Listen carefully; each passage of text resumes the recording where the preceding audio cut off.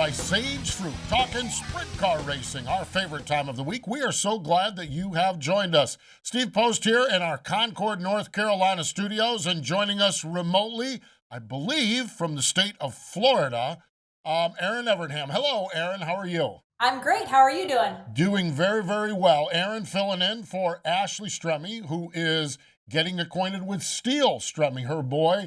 And sounds like I chatted a little bit over the weekend with her. Sounds like Ashley and David and Steele are doing well. It does. It sounds like they're adjusting to their new life with baby, but goodness gracious, he's so cute. Those pictures she sends. She was like, he looks a little bit like David. And then she was like, she was debating whose attitude she wanted the kid to have, and she decided she wanted neither. So I don't know how that's going to work out. Good times, that's for sure. Really, really neat, that's for sure. Erin, also very, very neat. This time of year, we get NASCAR does some dirt track racing, and I know cup cars on a dirt track are not sprint cars on a dirt track, or dirt late model cars on a dirt track. But boy, it gets a lot of attention for all of us dirt track lovers. And the finish at Bristol with Chase Briscoe and Tyler Reddick, there was a lot of dirt track talk this past weekend. Yeah, there was, and even that the truck race had a lot of action. I agree. I'm a sprint car lover through and through. So, does it really match up to seeing the sprint cars on Bristol? No, but it's neat to see, and like you said, it's great attention and things for us in the dirt world. So those of you that might have stumbled into this, that watched your first dirt race on Saturday night at Bristol or Sunday night at Bristol, go out to a local dirt track. You're going to love it. Check out sprint cars, check out late models, check out anything. It's really, really fun. There's good racing across the board, that is for sure. Let's take a lap around the sprint car world. We'll start here during this segment. We'll finish it off a little bit later. Let's haul it off into turn number 1, and let's go to Clinton County Speedway in Lock Haven, Pennsylvania. This one is really, really neat. Clinton County is a little track north of Port Royal, north of Selinsgrove, up in the Laurel Highlands area of Pennsylvania. Erin, you've ran there before, I think, haven't you? You've ran there before, haven't you? Yeah, years and years ago. I actually ran a micro sprint there, 1200, the New York State Mini Sprint Association. But yeah, not a sprint car, but mini sprints years ago. Neat stuff. I used to come down there with George Suprick, one of our unique friends that I lived in the same town with George Suprick, 360s. 305s are the top division there right now. And they run a Receiver 305 division. Friday night was the season opener. Okay, a guy by the name of Tyler Cochran gets the victory. He's from Williamsport. It's his second career win, and in a big, bold move, gets out in victory lane, drops to his knees, and proposes to his girlfriend, Emily. How about that, Erin? How neat is that? And she said yes. We got, thankfully she said yes. But my question is, where was the ring? Did he have the ring in his pocket during the race? How did that all work? Yeah, I'm trying to figure this out because planning to win a race, and you gotta A, win the race, do all. I mean, the boy had it going on. The boy had it going on from beginning to end. And yes, Emily said yes. So that is good. That is turn number 1. Let's go to turn number 2. The All-Star Circuit of Champions kicked off their points-paying season up at Attica. Had a chance to get up there. I love going to Attica. And boy, I'm telling you what ended last year with Tyler Courtney as the championship picked right up where he left off, Erin. Really did. It was his 10th and 11th All-Star wins in his career. But we talked to him just, what was it, last week or the week before, and he said he's hoping to get double-digit wins. Well, getting to in April is a good way to start. Really, truly is. Now, some great racing up there. Friday night, little controversy, little dust up with Justin Peck as they raced for the top spot. They got together or didn't get together. Depends on who you talk to. Peck ended up going around, and Sunshine took off. Saturday night, it didn't matter. Saturday night, it was game, set, match. Sunshine had that baby wired. That car was on a roll Saturday night, and he is off and running to a great start to the season. He really is. I mean, defending that championship, if he keeps it like this, it's not going to be a problem. No, he is rolling along really, really well. And speaking of rolling along, on Friday night, it was a second-place finish for Greg Wilson, our friend from the Hercules Tires team. And that's what we're going to do here on the program. We're going to talk to Greg Wilson. He joins us next on the Hercules Tire Hotline.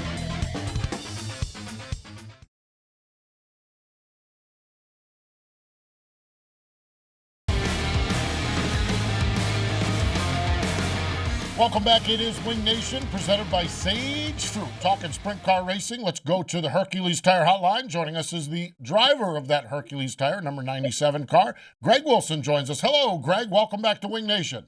Thanks for having us. Been a little feat here to get this all done, but standing outside in the snow in this lovely Ohio weather. Yep, for sure.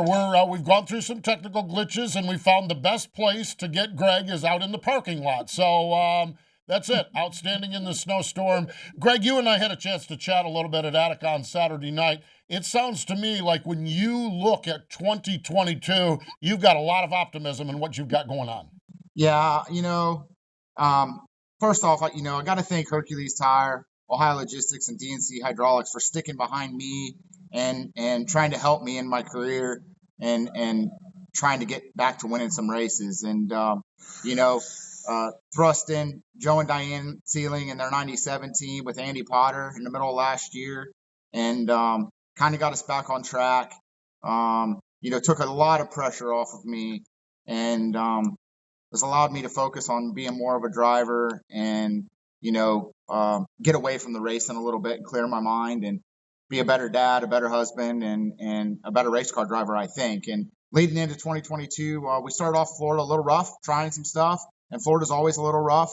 If my uncle always said, Hamps always said, if you unload well, there's a good chance you're going to have a good Florida. If you unload and you struggle, it's going to be hard to recover through that trip. And it was just kind of par for the course for us. And got home, did our homework, went back to what we were doing last year. And Andy Potter and Big Joe that's come on back to help us, Lewandowski. We got a really solid team. We're all about the same age. We know where we're at, and looking forward to get racing here. Greg, you talk about when you teamed up with Sealing Motorsports, how it took the pressure off you, how it's been a little bit more fun for you. But going back further, when you had your own team, you ran the World of Outlaws, talk about how valuable, even though those might have been tough times racing and getting beat night in, night out, most cases, how much that experience has still helped you to be the driver that you are today.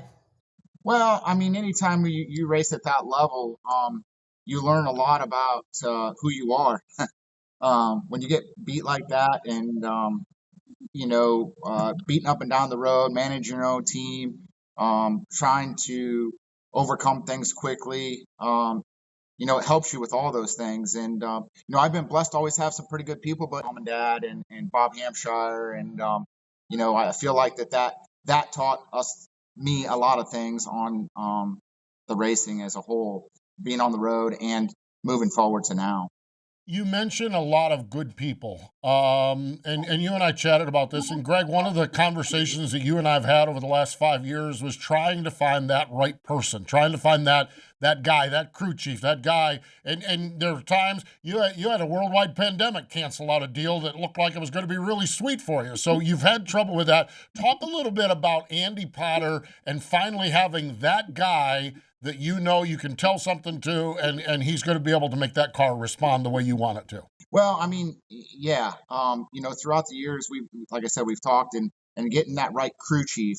I've had really good helpers, but getting the guy that could make calls and help make calls and we could work together, that's been the biggest void.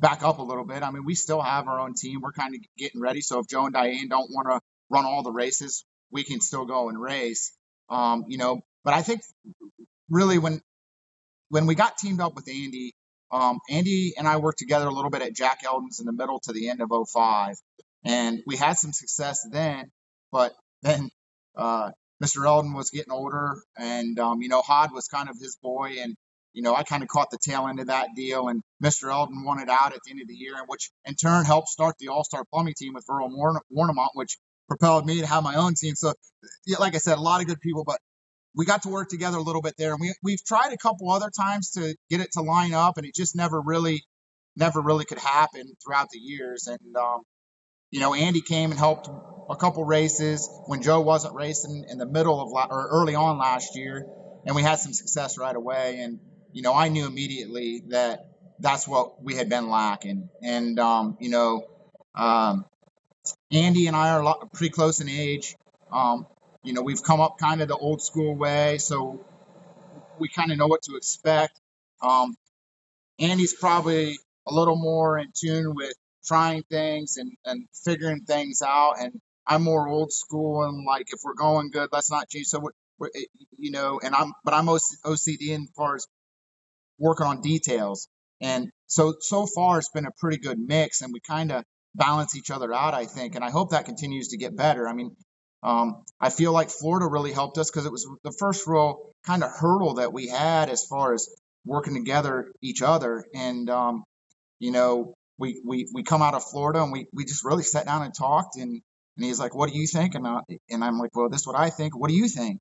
And, we kind of just come up with a game plan. And got to give a shout out to Keith Berner at AccuForce and Doug Berryman at BRS Shocks, because we got home. There's some things that Andy had really been wanting to work on and try. We tried a little bit of it and we're a little confused, and got to work with those guys. And I think if nothing else, when we try some things moving forward, it's going to be a lot more of an educated guess due to those two. And, gives Andy and I a lot more minds to work off of to try to improve. Greg, along those same lines, working with Andy, someone you've known for a long time, working with Ceiling Motorsports, you're back kind of home base in Ohio. Aside from just the mechanics of the car, working with Andy, just for you as a driver, how comforting is to go to the tracks that you have raced at so many times around the Ohio area and the All-Star circuit? Well, I mean, as you can see by the smile on my face, I'm pretty pumped about our schedule, especially because we got a lot of big races in this area. The promoters are doing a good job, with bringing in the All-Stars and the Outlaws quite a bit more. And then local racing, they're getting the purses up there where, you really got to stop and think, and especially with today's world. And, I think that's part of being on the road that I understand better is, it costs a lot to run these things. And in today's world with fuel prices and tire prices and different things that are changing and getting more expensive, you got to pick and choose a little better and kind of figure out where you can make it balance. And, I feel like that maybe I'll be more of an asset to the Ceiling Motorsports team from that standpoint. But to race in our own backyard is huge.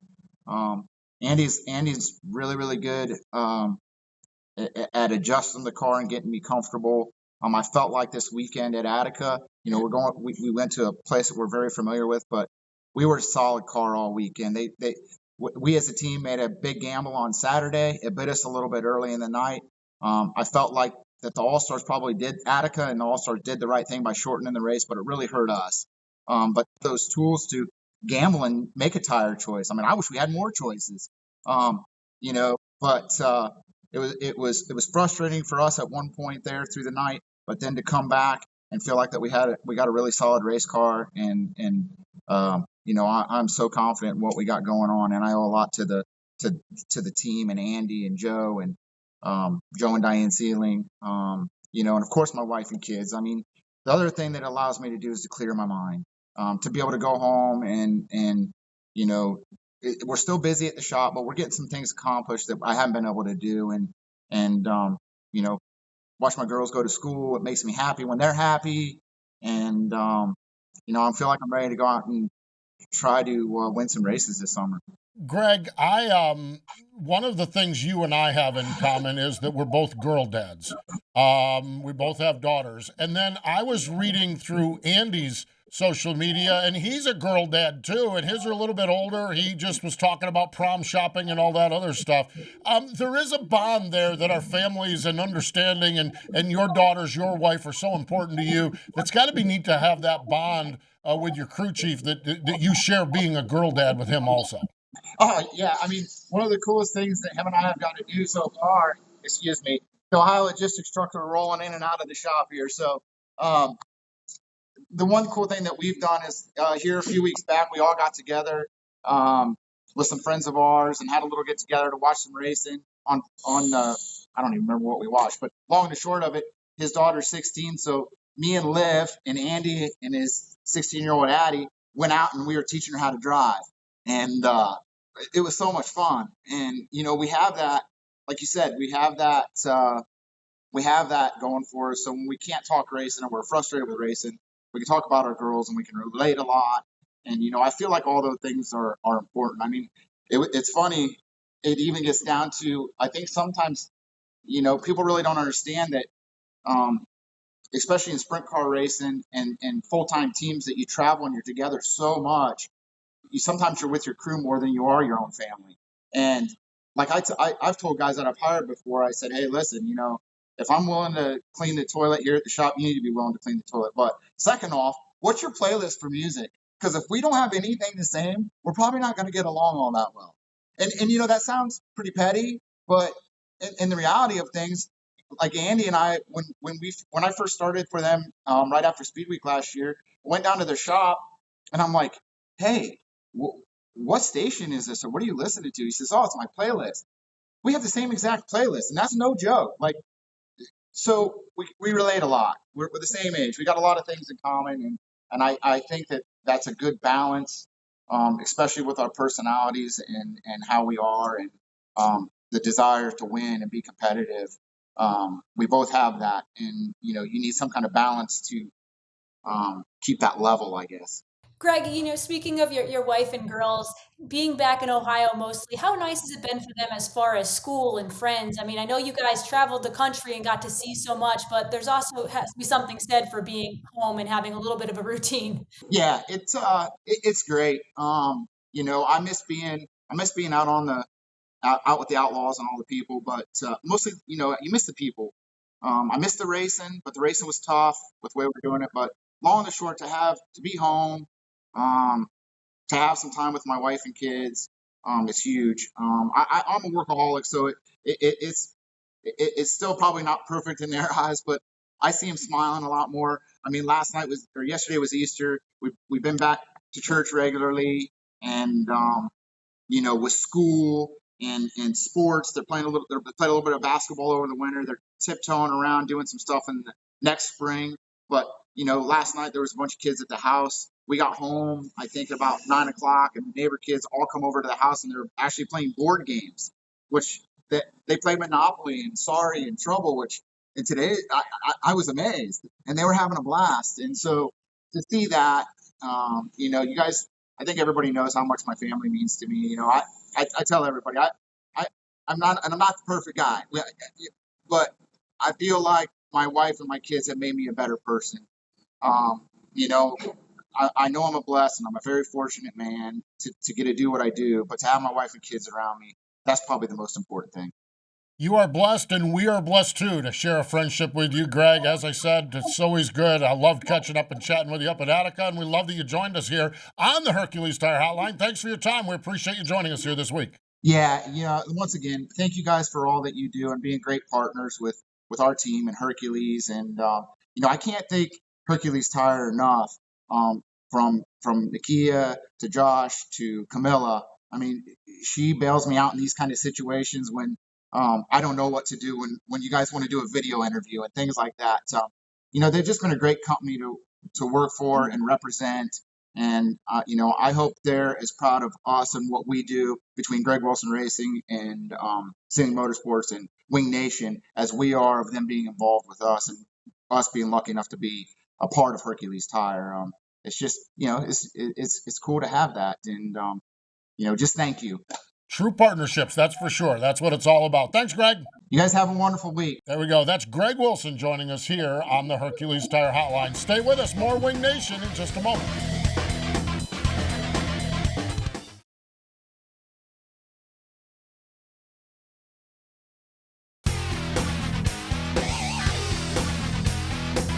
Welcome back. It is Wing Nation presented by Sage Fruit. Love catching up with Greg Wilson. Aaron, when you talk with Greg Wilson, the world is a better place. It really is. I mean, I've known him for, 20 plus years now, and his outlook on life in general, never even mind talking about the racing, but just his outlook on his family, his life, his religion, things that he does. He's just such a solid person. Really, truly is. So we're glad that he joined us here today on the program. Let's continue with our lap around the sprint car world. We left off on the back straightaway. Let's go into turn number 3.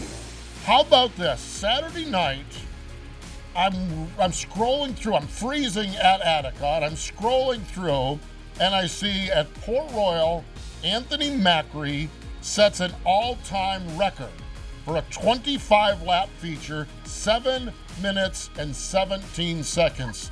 Wow, Macri, they were all cooking around the Speed Palace, Aaron. Yeah.